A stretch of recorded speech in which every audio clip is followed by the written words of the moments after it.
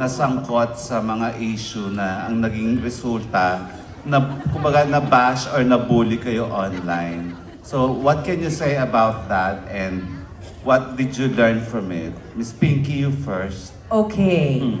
I eat bashing for breakfast. Ganun lang. Hindi, sa totoo lang, I think nakatulong din yung role ko bilang kontrabida. Kasi hindi maiiwasan na ibabash ka talaga.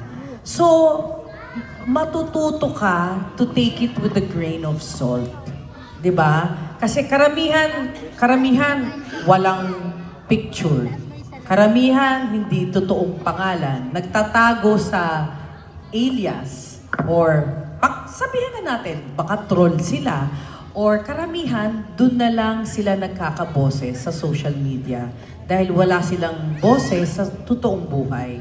So for me, it comes with the job. Syempre, hindi rin maiiwasan. May time masakit. Masakit talaga. May time na talagang mapapaisip ka. Pero overall, when you take a step back, you always have to think of the bigger picture. And kumbaga ngayon, pagka ganon, I just take it na siguro I'm doing my job well dahil nagre-react sila. Yun lang po.